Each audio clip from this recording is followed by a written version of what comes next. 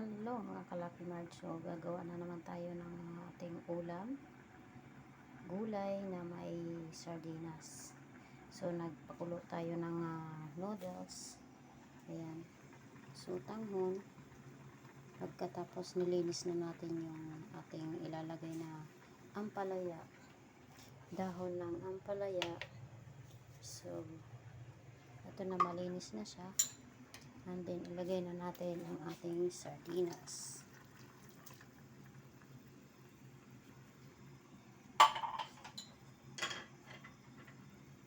Haluin natin, guys. Masarap itong sardinas na to, guys. Kailangan may sabaw tong niluluto natin. Para hindi lagi tayong dry food. Diba? So, kumulo na yan. Ilagay natin para hindi masyadong madurog yung isda. Ilagay natin yung ating gulay. Masarap itong dahon ng ampalaya kasi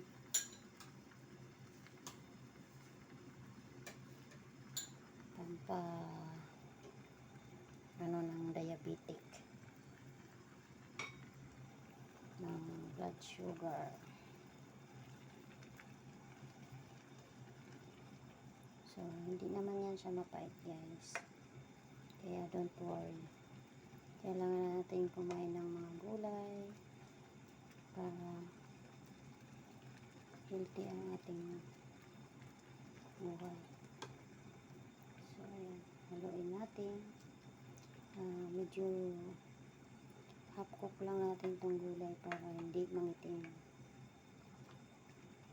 Kasi actually, inaano lang to kinikilaw lang to. O kaya nilalapuhan. So, yan nga. Luto na yan. Patayin na natin. May natira pa.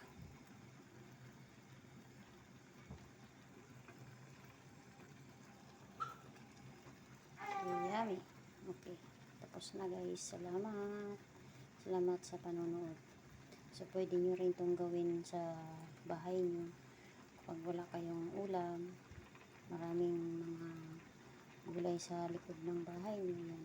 Ulam nyo. Tsaka lagyan ng sardinas.